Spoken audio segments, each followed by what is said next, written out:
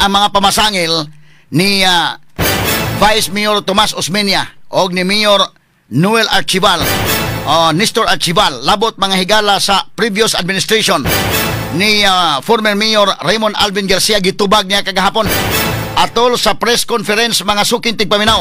Straight to the point. O ato ni hatagag pagtagad sab karon nga buntagas tumaon-uban karon ning atong tulumanon ug inyong tulumanon. Straight to Kining the point. pasangil og tubag mga higala, labot na sa BYD Tang, labot na sa 20 mil nga t-shirt o karon do na pod mga higala laing gibato ni Vice Mayor Tomas Osmeña, labot usab sa Toyota Hiace. Straight to the point. Ato sa ning klarohon mga higala ha, karon buntaga tagan tanig pagtagad sa atong paman-uban usab dining atong tulumanon ug inyong tulumanon. Straight to the Samtang sa laing bahin, Governor Pam Balicuatro ni Butyag nga wa makatuman ang Kapitolyo sa Fire Safety Code tungod sa kakuwang og fire emergency exits, ingon man kakuwang og fire extinguishers. Straight to the point. Nagkuwang day mahigala no ang Kapitolyo, din diha mahigala maglingkod ang gobernador. Nakalapas din mahigala sa fire code og maohon eh.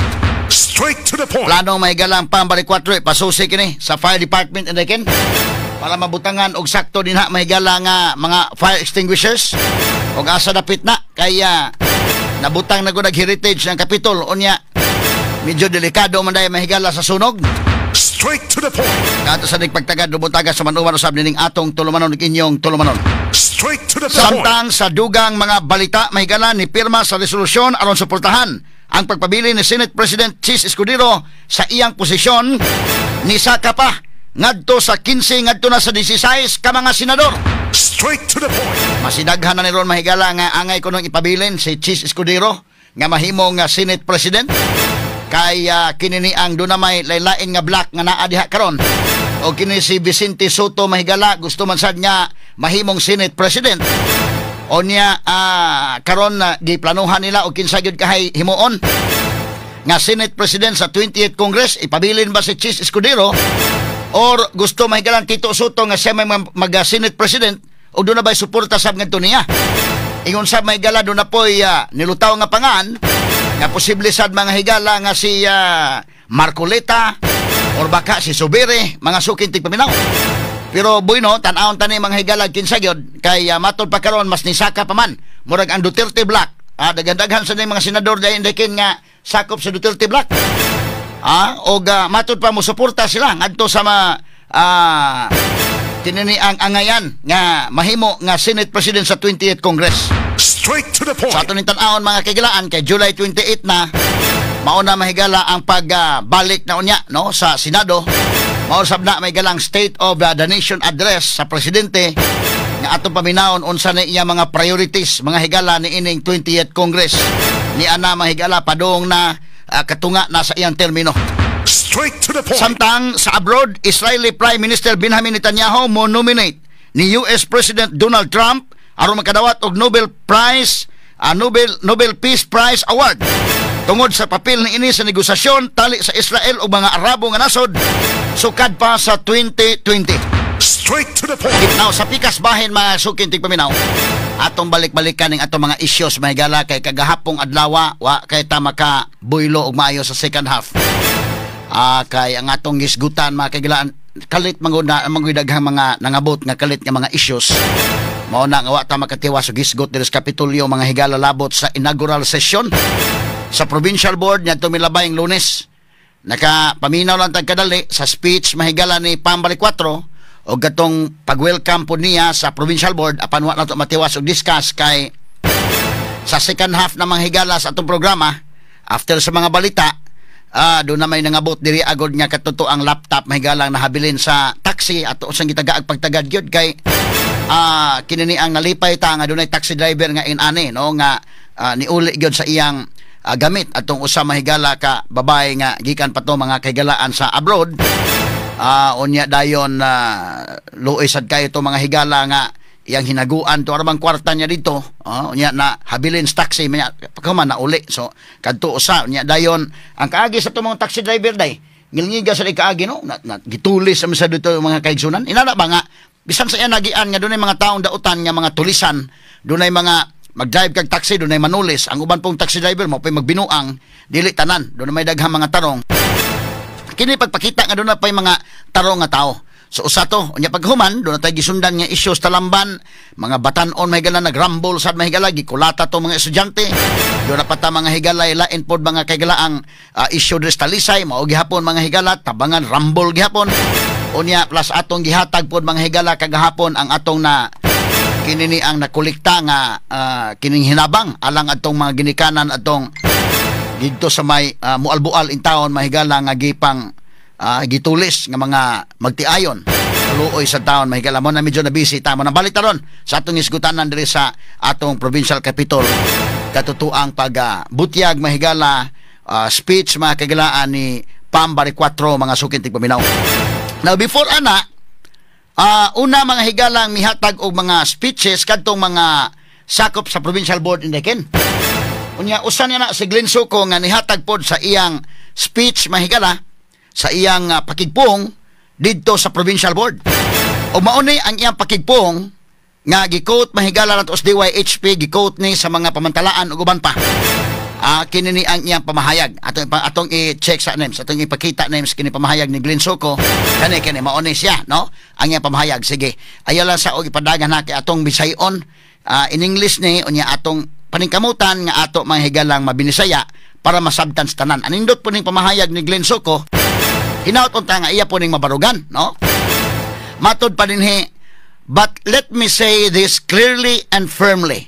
Sa binisaya pa tuguti kong isulti kini sa klaro ug lig-on gayod nga pamaagi. Under my leadership ubos sa akong liderato matod pa sa binisaya no, and with the competence and integrity of the sangguniang panlalawigan. Kinihan indot kini pagkasulti niya.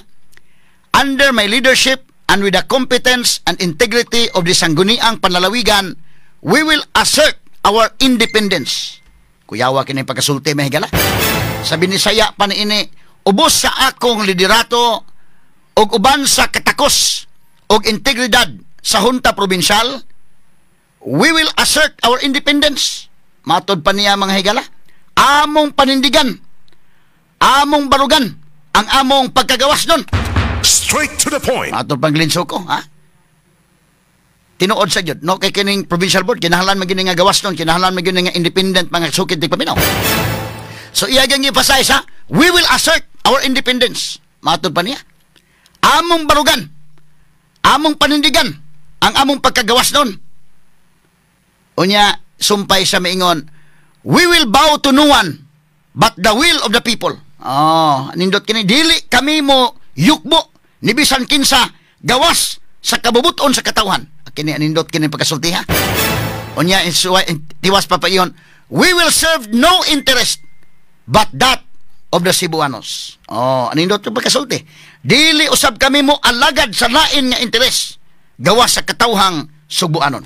Straight to the point. Ni ang iyang pamahayag mga sukin tigpaminaw no. Anindot nga pamahayag kini ni Glenn Suko. Hinaut unta manghigala nga duna kini unod kining mong pamahayag. Hinaut unta nga matagaan ni gunod. Laliman kay ni pagkasultiha mahigala ubos sa iyang liderato og uban sa kini ni ang katakos og integridad sa sangguniang panlalawigan. But pasabot sa hunta provincial. Among barugan ang among pagkagawas nun. So, anindot ni, nga, dili mo madiktahan, we will bow to no one but the will of the people. Ang katawhan yun. Straight to the point. Dili mi mayukbo. Ibisan kinsa, kundili ang will gayod. Ang kabubuton sa katawhan. So, katawhan yun mo nindot. Ayaw padiktaan ng, kayo sa, we will serve no interest but that of the Cebuanos.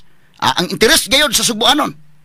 So okay, kinahanglan nga dili sila mo bow to no one, we will bow to no one, dili mi muyukbo ni bisan kinsa apan sa kabubuton sa katawhan. Pagkanindot nga pa nga statement in the no? Nindot nga statement.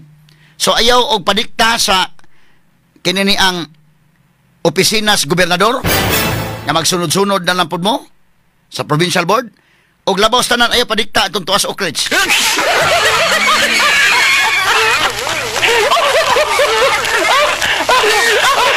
Ipakita gyud ang inyong pagka-fiscalizer. Kaninindot ni nga og dunay gusto si Pam Balikotro nga tan-aw ninyo dili ni maoy gusto sa mga tao. Kasakto man ni pagkasulting Linsuko nga ang katawhan gyud. Tan-aw ninyo kini ibutan taron kanang suri-suri sugbo lang daan. Ikumparar nimo sa mga hospital. As gusto ba mga tao nang hospital gyud ay nga maoy matagal pagtagad. Unya mingon Pam karon kay makasuway sa suri-suri ron. Kay naagod manghigala ipadayon man ning suri-suri karon na lang. Kay naa naman ang hinay ka naman. Pero ang akong suggestion ana nga laslasin ninyo na dako kay nang pagkadakua sa suri-suri day. Suri-suri sugbo Pasigarbo sugbo. Mga 300 million kapin ang budget ana. Laslasin ninyo na oy. Mauwaw ta sa mga subuanon kay labi na ang interest sa bas katawhan matud pang Linsuko na Vice Governor Linsuko hinatunta nga ang interest sa katawhan nahatay itong mga hospital taluoya in town Vice Gov mayo unta og matinuod ni mong gisulti no nga ang interest gyud sa mga tao kana si Pam ug moingon makasuway sa iyang Pasigarbo sugbo o makasuway sa suri-suri nya makauyon nya moingon ay padayon tanan ning 300 million nya budget. Pwede ninyo nang babagan sa kay kinini ang di nimo ay wheels katawhan so inana no kay ang nagkalain god kaniadto panahon ni Gwen di man gyud matawag nato nga ang provincial board mamo ni sakto gyud ang provincial board under sa principle of check and balance mubarugin mo din ha di mo under the dictate dili mo rubber stamp sa executive department makabarugin mo inyo kay co-equal branch of government man basta maghisgot na ta mahigalag office of the governor o office of the provincial kining as a collegial body muna importante mga sukitig paminaw so kung kinini ang tanaw ninyo masindot man nga doon nag-check and balance aron nga di po magkapatuyang ang executive department kaya panahon kong Gwen mahigala bida wa gyud makaakos pag question ni Gwen inigmandar mahigalang Gwen sunod-sunod lang provincial board hinaot nga ang provincial board karon dili inana nga sunod-sunod lang. Pero kung interest sa mga tao, nindot ning gisulting Linsuko. Muna ibalik gyud ako na nimo, Vice Governor Linsuko. Every time nga dunay aprobahan or dili aprobahan nga or resolution or ordinance, ibalik nako ning maong pamahayag nimo. Nga kana kung kabubuton gani sa mga tao, mao ginay inyong tumanon. Sakto na mogingon, ako muuyon ko nang we will bow to no one but the will of the people. We will serve no interest but that of the Cebuanos. Pagkanindot nga pagkaistorya. Straight to the point. Ayaw sunod-sunod sa opisina lang sa gobernador kung dili ma-exercise yung check and balance ng klaro og labaw tanan ay padikta og diktagi ka sa Ukraine.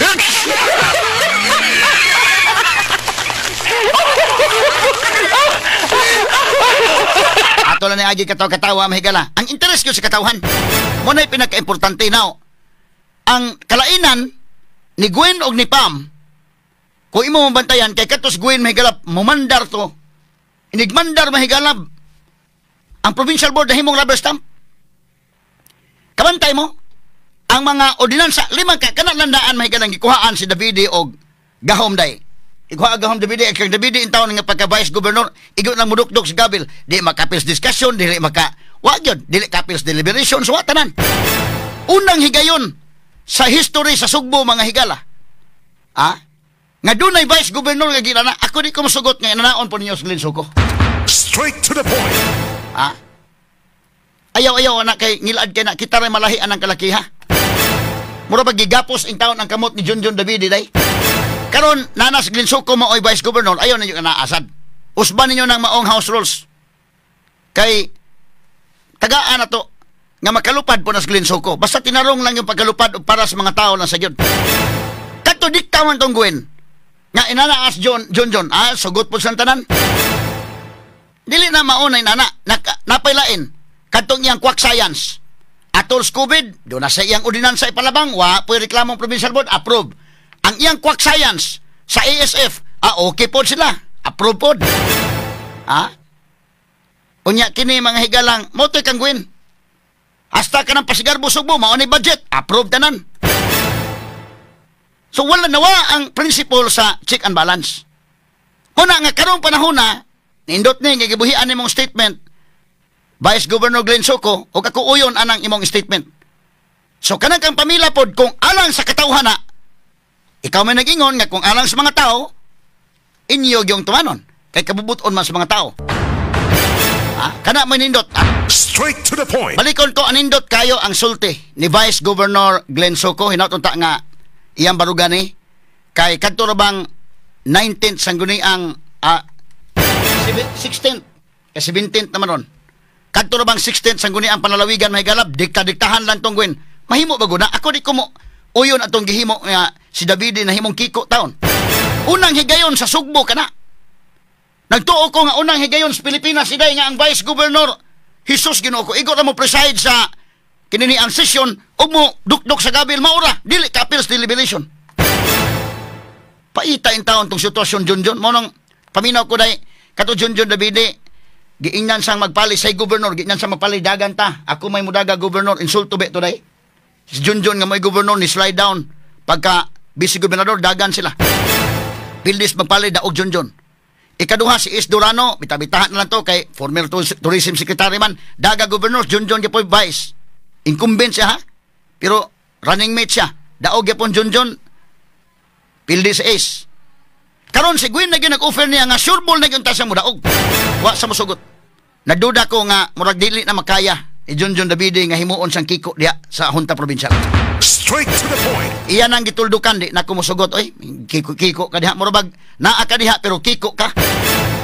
Kiko may ngano sa mga na kiko. Limang ka nang igor ka mo lingkod nga na imo dai nga vice governor ka. Ako di sa kumusugot nga himuon ning Glenn Soco. Ayaw kana maong house rules wala na to.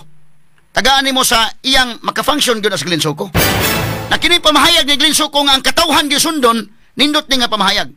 Hinautunta nga kiniglin dili ni Ate Kra ha. Kay lisod kay na mukhang tatao niya ato sumpayan sa unahan og pero Ate Kra.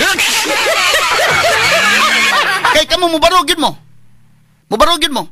Ang kalainan ni Gwen og ni Pam kay ang speech si Pam ha atol sa inaugural session ninyo. Hangyo ning iya. Ang katong Gwen dikta man to. Dikta o niya way makaako sa pag-question sa iyang dikta. Approve na yun. Limang tangtangan si Junjun sa kagahuman sa isip Vice Governor. Ang iya mahigalab, igor mo bang sa gabil, okay mo. Ang quack science niya sa ASF, okay po mo. Ang quack science sa SCOVID, okay po. Walay reklamo. Ang suroy-suroy Sugbo, wagay naka-question, okay tanan. Nya ang mga provincial hospitals, pagpanangtang sa mga doctors, okay sad mo. Ato panahon na. Paitang sitwasyon na no? Motoy na hitabo sa una nga provincial board. I hope karon barugan og tinuod ning gisulti ni Glenn Soco under sa imong leadership ang provincial board karon mobaro gayon. Anindot ni nga statement. Kay unsay kalainan si Gwen diktatok niya kini kang Pam appeal kini iya. Ato paminawon og dugang ang katong last portion sa iyang pamahayag ni Pam. Naghangyo siya. Ug mingon pa gani sa advise me and my team if needed.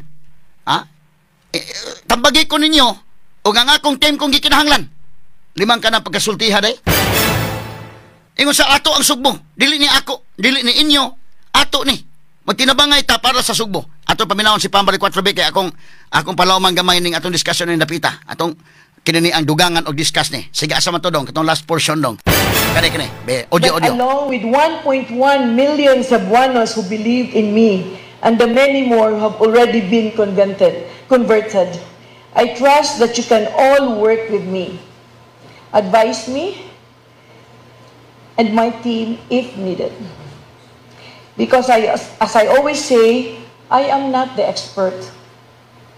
I am here to listen and to facilitate. Let's have a constructive and fruitful discourse despite our differences. I need all of you. Kaya I may be the governor, but dili ako ang Sugbo. Dili inyo ang sanggunian, but atong tanan kuyog sa katawhan. Ato ang Sugbo.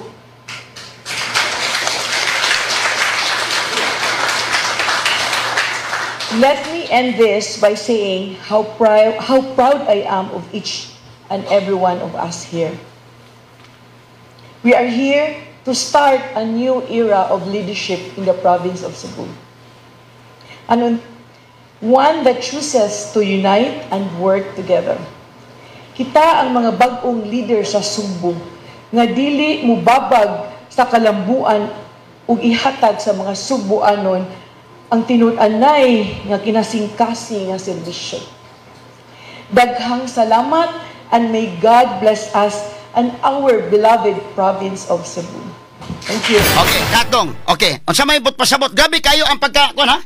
Ni Pambari 4 nga kinini ang nigamit siya mahigala og pung nga paghangyo sa provincial board.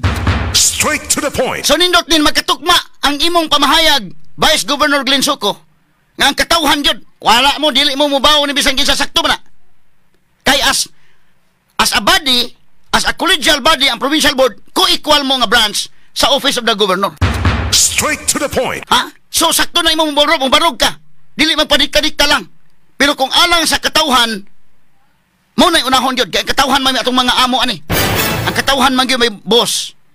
So unsa may gisulting Pambari 4, advise me and my team if needed. Tambagi ko ninyo og ang team, akong team kung gikinahanglan. Dili ko expert. Grabe ang pagpaubos day. Dili ko expert din ug wala man sa expert gyud dinha mga kaigalaan. There is no monopoly of knowledge man sa gyud. So nindot ni nga pamahayag ni Pambari 4 nga dili ko expert. So tabangi ko ninyo.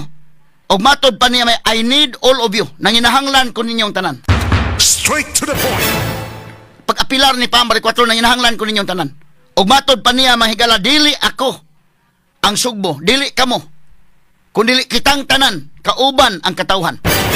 Pagkanindot mahigala, request kini og imong panidaan ang iyang mga imong itanaw in a nutshell ang iyang mga higalang kinitibok ang speech nag-appeal siya ngadto sa provincial board. Tinabangay ta bisan naatay mga differences lain-lain tagkuan pag serbisyo sa katawhan atong tabangan. Magtinabangay ta para sa mga tao. Mao ni mga higala ang sulti ni kining Pambari 4 mga sukintig paminaw. Porbida ning maglupad-lupad rin kay mura man og na. So mo ni pamahayag ni Governor Pambari 4 kung tanaw nimo og imo ikumpara si Gwen og si Pam mura ni siya mahigala ba o tanawa ha? Akong inimdo mo sa atong gramatika gamay atong balikan gamay atong gramatika sa elementary o sa high school kana bitawng kinds of sentence according to purpose.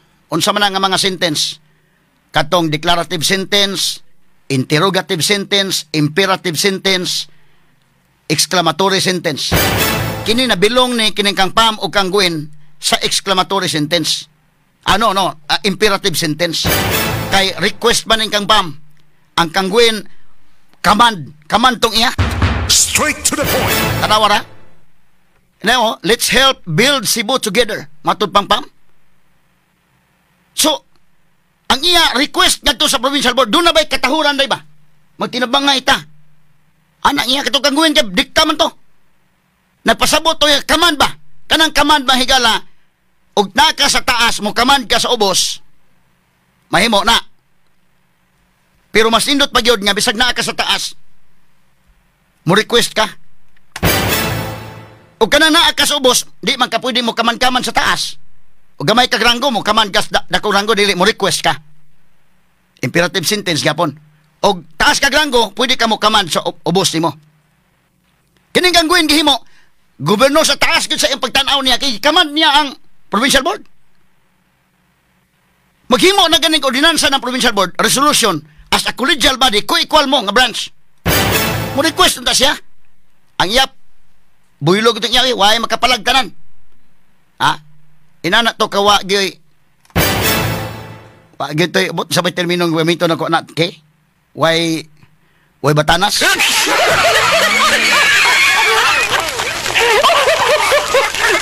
Pero kining kang pamay ka request ning iya nga gihimo og apilar siya nga tinabangay ta. So kana mga higala mao nay usa ka dunay sakto gyud pamatasan. Nga dili ako ang Sugbo, dili ni inyo. Ato ni magtinabangay ta para sa katawhan. So haom ni sa pamahayag ni Glenn Suko. Katawhan gyud kanunay ha. Dili pwede nga ang katawhan mo lay gamiton nga katarungan kanunay. Mura ni katonto sa kauluhan nga kanunay ang taong bayan.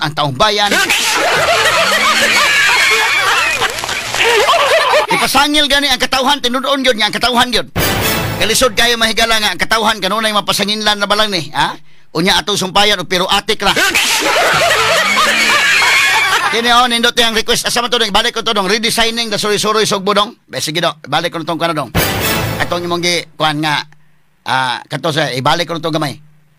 Katong redesigning the suri-suri sugbo. Katong imong gipakita na nimo, katong kuhan. Nay quotation mark bitaw. Redesigning, ama to, redesigning the suri-suri sugbo. Mano iyang lain iyang hangyo ngadto sa provincial board. Straight to the point. Katong usa. Redesigning the suri-suri sugbo. Imo na to napakita. Ikuan ko na gamay. Kini sakto man nga request.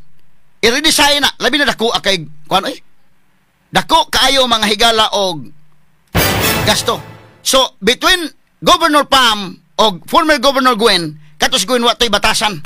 Straight to the point. Kay iyang manduan ang provincial board, himuon yang rubber stamp.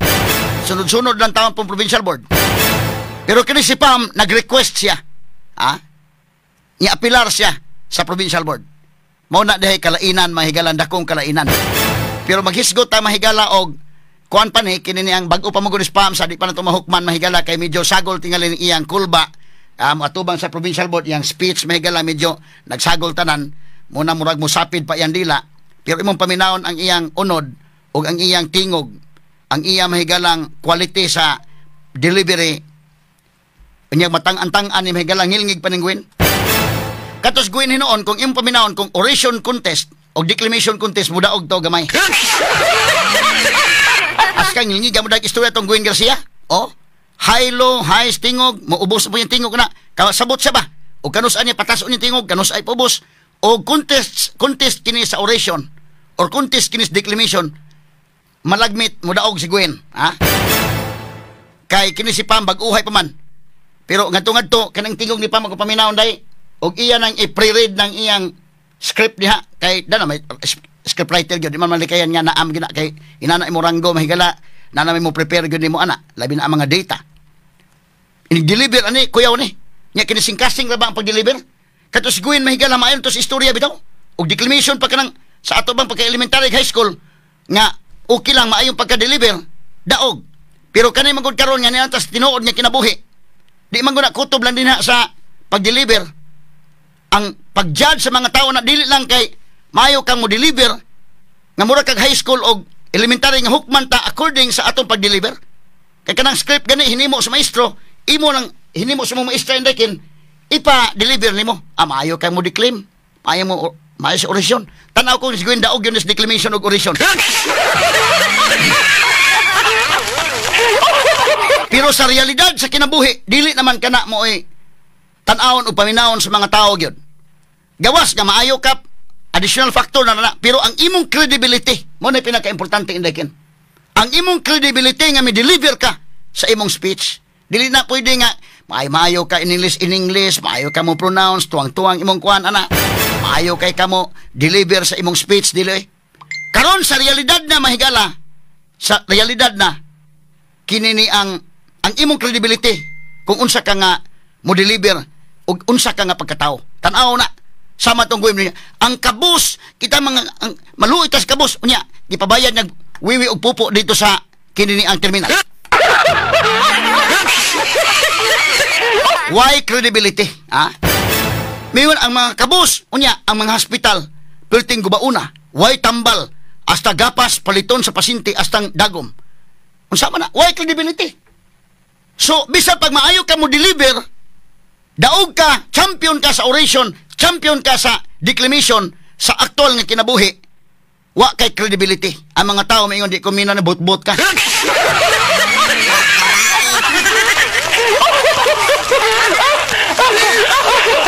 Kamantay mo sa realidad sa kinabuhi, doon na may mga presidente, mga kinini ang mayor, governor, dili kaayo, maayo nga speaker day. Pero doon ay credibility. Inigsulti, mamino, kay tinuod, mga higala ang iyang gisulti. Ligdong siya nga misulti. Kanas Gwen, na siya anak, mga sukitig paminaw. May itong pabalikon sa elementary high school, adto lang ka dito, pag appearance contest declamation. Kaya sa tinuod nga kinabuhi, bot-botong imo.